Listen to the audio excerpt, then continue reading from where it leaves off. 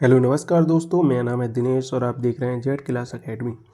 दोस्तों, आज की वीडियो में हम हल करने वाले हैं प्राचीन भारत के 50 महत्वपूर्ण प्रश्न जो आप किसी भी परीक्षा में बैठने जा रहे हो, सभी परीक्षाओं के लिए उपयोगी साबित होने वाले हैं। तो बिना टाइम वेस्ट किए चलते हम शुरू करते हैं। आप हमारे चैनल जेड क्लास एकेडमी पर नए हो तो चैनल को सब्सक्राइब कर लेना और वीडियो को दोस्तों के साथ ज़्यादा से ज़्यादा शेयर कर देना। चलिए हम बिना किसी टाइम बर्बाद किए वीडियो को स्टार्ट करते हैं। तो ये रहा आज का पहला प्रश्न। सिंधु घाटी सभ्यता का प्रमुख बंदरगाह कौन सा है? दोस्तों, सिंधु घाटी सभ्यता का प्रमुख बंदरगाह कौन सा है? हड़प्पा, मोहनजोदाड़ो, लोथल, कालीबंगा। दोस्तों, सिंधु घाटी सभ्यता का जो प्रमुख बंदरगाह है वह है लोथल। इसके बाद देखते हैं हम सेकंड प्रश्न। वैदिक काल में शिक्षा का प्रमुख केंद्र कौन सा था? दोस्तों, वैदिक काल में शिक्षा का प्रमुख केंद्र कौन था? तक्षशिला, नालंदा, विक्रमशिला, वल्लभी।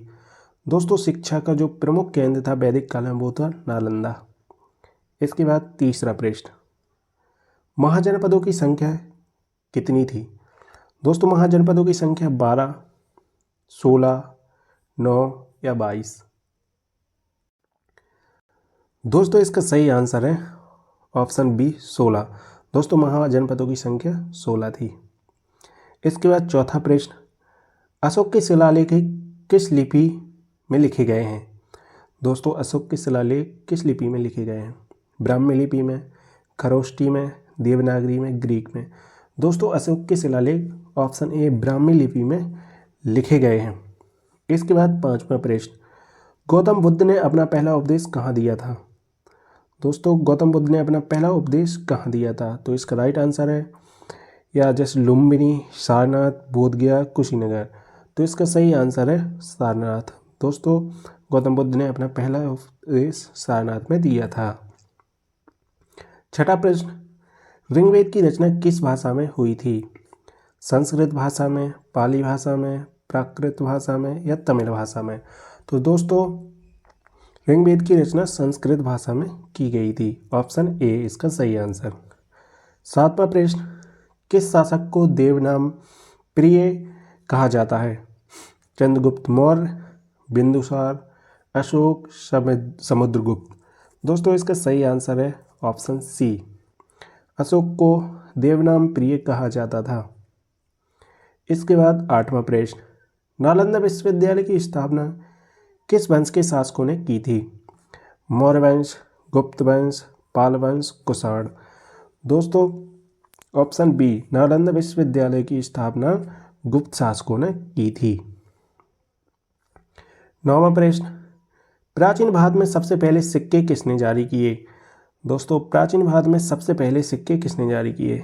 मौर्य, गुप्त, कुषाण या महाजनपद? दोस्तों, सबसे पहले महाजनपद ने प्राचीन भारत में सबसे पहले सिक्के जारी किए थे। ऑप्शन डी महाजनपद। नेक्स्ट 10वां प्रश्न। हड़प्पा सभ्यता की खोज किसने की थी? दोस्तों, हड़प्पा सभ्यता की खोज RD. Banerjee, John Marshall, Dayaram Sahni, Martin wheeler. तो दोस्तों, इसका सही आंसर है ऑप्शन सी, दयाराम साहनी ने हड़प्पा सभ्यता की खोज की थी। 11वां प्रश्न।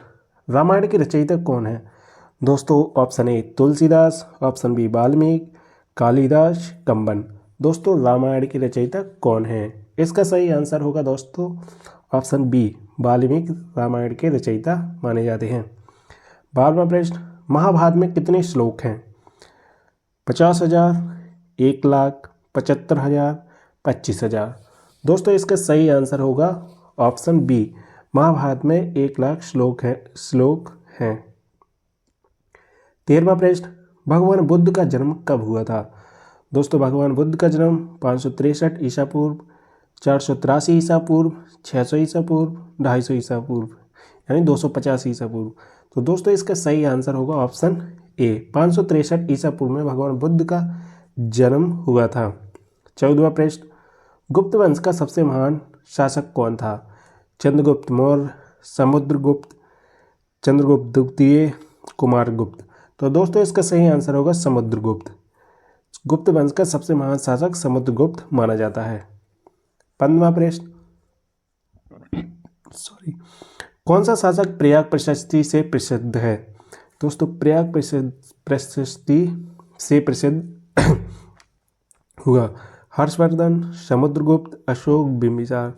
दोस्तों इसका सही आंसर होगा ऑप्शन बी, प्रयाग प्रशस्ति से प्रसिद्ध समुद्रगुप्त को माना जाता है, जो प्रसिद्ध हुए। 16वां प्रश्न, पुष्यमित्र शुंग ने किस वंश को समाप्त किया? मौर्य वंश, गुप्त वंश, कुषाण वंश, सातवाहन वंश। दोस्तों इसका सही आंसर होगा ऑप्शन ए, मौर्य वंश। पुष्यमित्र शुंग ने मौर्य वंश को समाप्त किया था। अब 17वां प्रश्न, कौन सा ग्रंथ अर्थशास्त्र का प्रसिद्ध लेखक है? चाणक्य, कालिदास, बाणभट्ट, विष्णुगुप्त। दोस्तों 17 का सही आंसर है ऑप्शन ए, अर्थशास्त्र ग्रंथ का प्रसिद्ध लेखक चाणक्य है। 18वां प्रश्न, तमिल भाषा में संगम साहित्य किस काल में लिखा गया था? मौर्य काल में, गुप्त काल में, संगम काल में, मौर्य गुप्त काल में। दोस्तों इसका सही आंसर है संगम काल में संगम साहित्य लिखा गया था, वो भी तमिल भाषा में। 19वां प्रश्न, अशोक का कौन सा शिलालेख उसके कलिंग युद्ध के बाद पश्चाताप को दर्शाता है? संख्या नंबर 10, 13, 5, 7। दोस्तों इसका सही आंसर होगा ऑप्शन बी, शिलालेख संख्या 13 अशोक के कलिंग युद्ध के बाद पश्चाताप को दर्शाता है। ऑप्शन बी, शिलालेख संख्या 13। 20वां प्रश्न, मौर्य वंश का संस्थापक कौन है? बिंदुसार, अशोक, चंद्रगुप्त मौर्य, समुद्रगुप्त।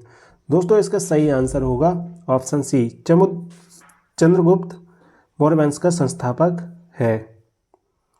21वां प्रश्न, गुप्त काल में कौन सा सिक्का प्रचलित था? तांबा, चांदी, स्वर्ण, कांस्य। दोस्तों गुप्त काल में स्वर्ण मुद्रा सिक्का प्रचलित था। 22वां प्रश्न, मेगास्थनीज किस देश का राजदूत था?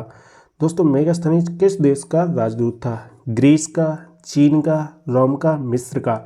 दोस्तों इसका सही आंसर होगा ऑप्शन ए, मेगास्थनीज ग्रीस का राजदूत था। 23वां प्रश्न, चंद्रगुप्त मौर्य ने किस यूनानी आक्रमणकारी को हराया था?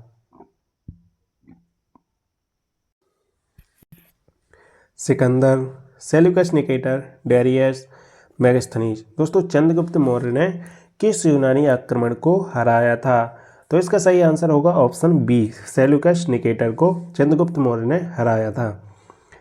24वां प्रश्न, महाजनपदों में सबसे शक्तिशाली कौन था? मगध, कौशल, बज्जी या मल्ल।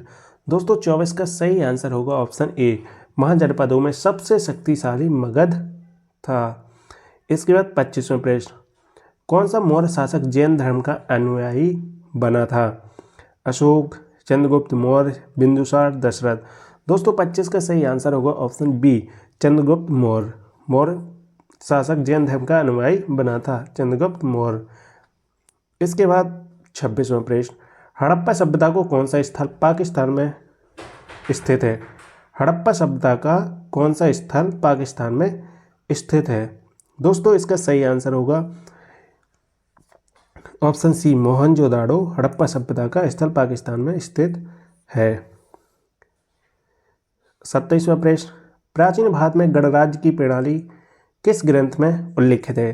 अर्थशास्त्र, महाभारत, रामायण, वेद।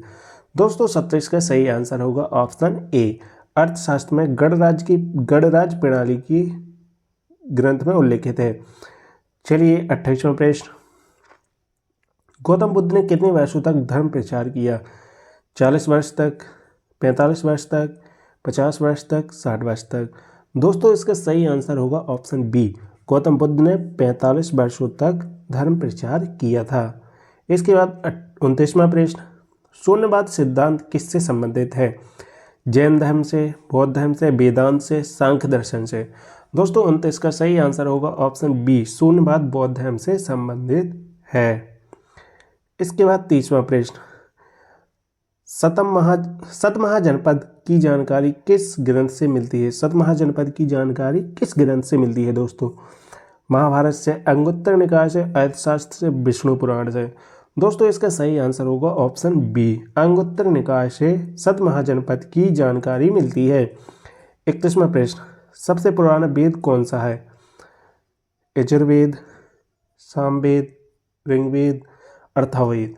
दोस्तों 31 का सही आंसर होगा ऑप्शन सी, ऋग्वेद सबसे पुराना वेद माना जाता है। 32वां प्रश्न, प्राचीन भारत का प्रसिद्ध चिकित्सक कौन था? सुश्रुत, चरक, धन्वंतरि, पतंजलि। दोस्तों 32 का सही आंसर होगा ऑप्शन बी, चरक प्राचीन भारत का सबसे प्रसिद्ध चिकित्सक था, चरक। 33वां प्रश्न, हर्षवर्धन की राजधानी कहाँ स्थित है? उज्जैन, पाटलिपुत्र, कन्नौज, वैशाली। दोस्तों इसका सही आंसर होगा ऑप्शन सी, हर्षवर्धन की राजधानी कन्नौज में स्थित थी। 34वां प्रश्न, चोल वंश की राजधानी कौन सी थी? कांची, मदुरै, तंजावुर, पाटलिपुत्र। दोस्तों इसका सही आंसर होगा ऑप्शन सी, तंजावुर चोल वंश की राजधानी थी। 35वां प्रश्न, प्राचीन भारत में सबसे पुरानी लिपि कौन सी है? प्राचीन भारत की सबसे पुरानी लिपि कौन सी है दोस्तों? देवनागरी, ब्राह्मी, खरोष्ठी, पाली। दोस्तों इसका सही आंसर होगा ऑप्शन बी, ब्राह्मी लिपि प्राचीन भारत की सबसे पुरानी लिपि है। 36वां तोलकाप्पियम ग्रंथ किस भाषा में लिखा गया है? दोस्तों संस्कृत, प्राकृत, तमिल, पाली।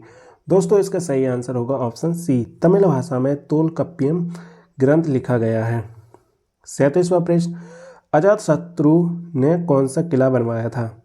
पाटलिग्राम, वैशाली, राजगिरा, श्रावस्ती। दोस्तों इसका सही आंसर होगा ऑप्शन ए, पाटलिग्राम का किला बनवाया था अजातशत्रु ने। 38वां प्रश्न, गुप्त वंश के किस शासक को भारतीय नेपोलियन कहा जाता है? समुद्रगुप्त, चंद्रगुप्त प्रथम, चंद्रगुप्त द्वितीय, कुमारगुप्त। दोस्तों इसका सही आंसर होगा ऑप्शन ए, समुद्रगुप्त को भारतीय नेपोलियन कहा जाता है। 39वां प्रश्न, हर्षचरित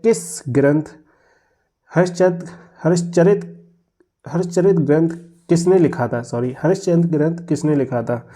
हर्षचरित बाणभट्ट ने, कालिदास ने, अश्वघोष ने, पतंजलि ने। दोस्तों इसका सही आंसर होगा ऑप्शन ए, बाणभट्ट ने हर्षचरित की रचना की थी। 40वां प्रश्न, अशोक के समय किस धर्म की प्रमुखता थी?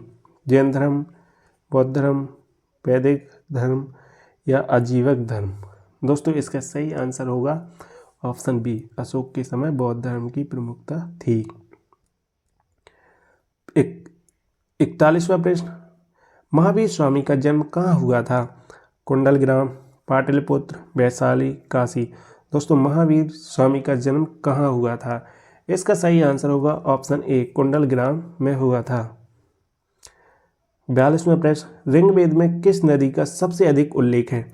गंगा, सिंधु, सरस्वती, यमुना।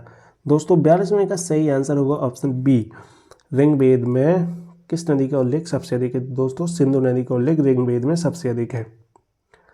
43वां प्रश्न, त्रिरत्न किससे संबंधित है? त्रिरत्न दोस्तों किससे संबंधित है? जैन धर्म, बौद्ध धर्म, वेदांत दर्शन, सांख्य दर्शन। दोस्तों इसका सही आंसर होगा ऑप्शन ए, त्रिरत्न जैन धर्म से संबंधित है। 44वां प्रश्न, प्राचीन भारत में मिट्टी के बर्तन बनाने की कला को क्या कहा जाता है? चित्रकला, मृदभांड, वास्तुकला, शिल्पकला। दोस्तों इसका सही आंसर होगा ऑप्शन बी, वास्तुकला। मृदभांड होगा दोस्तों, इसका सही आंसर ऑप्शन बी होगा, मृदभांड। मिट्टी के बर्तन को बनाने की कला को मृदभांड कहते हैं। 45वां प्रश्न, शुंग वंश का संस्थापक कौन था? दोस्तों शुंग वंश का संस्थापक पुष्यमित्र शुंग, अग्निमित्र, भद्रसेन, देवभूत। दोस्तों शुंग वंश का संस्थापक था ऑप्शन ए, पुष्यमित्र शुंग। 46वां प्रश्न, पाणिनि किस विषय के विद्वान थे? पाणिनि किस विषय के विद्वान थे दोस्तों? चिकित्सा, व्याकरण, धर्म या खगोल शास्त्र। तो दोस्तों इसका सही आंसर होगा ऑप्शन बी, व्याकरण। पाणिनि किस विषय के विद्वान थे? व्याकरण के। 47वां प्रश्न, सांची का स्तूप किसने बनवाया था? चंद्रगुप्त मौर्य, अशोक, समुद्रगुप्त, कनिष्क। दोस्तों सांची का स्तूप अशोक मौर्य ने बनवाया था। 48वां प्रश्न, भारत में पहली बार सिक्के चलवाए किसने चलवाए थे दोस्तों? मौर्य, कुषाण, महाजनपद, गुप्त। दोस्तों इसका सही आंसर होगा ऑप्शन ए, सबसे पहले सिक्के महाजनपद चलाए गए थे के द्वारा चलाए गए थे। 49वां प्रश्न, हड़प्पा सभ्यता के लोग किस धातु को नहीं जानते? हड़प्पा सभ्यता के लोग दोस्तों लोहा, तांबा, सोना, चांदी।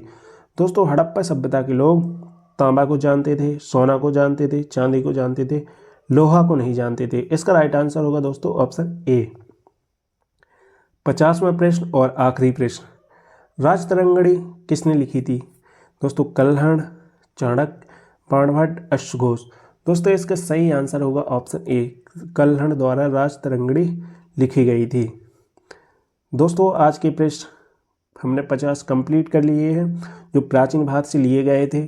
दोस्तों मैं आशा करता हूँ आपको ये वीडियो पसंद आई होगी। आप किसी भी परीक्षा में बैठने जा रहे हों, इस सभी परीक्षाओं के लिए उपयोगी होगा, जिससे एसएसटी पोर्शन आता होगा। जितने भी सब्जेक्ट या कोई भी पेपर देने जा रहे हो आप, एसएसटी के जितने भी सब्जेक्ट हैं मैंने अपने चैनल पे करा रखे हैं, उनकी प्लेलिस्ट में बनाता जा रहा हूँ। डेली 50 प्रश्न में सॉल्व कराता हूँ।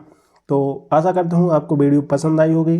तो चैनल को सब्सक्राइब जरूर कर लेना और वीडियो को दोस्तों के साथ ज़्यादा से ज़्यादा शेयर करना।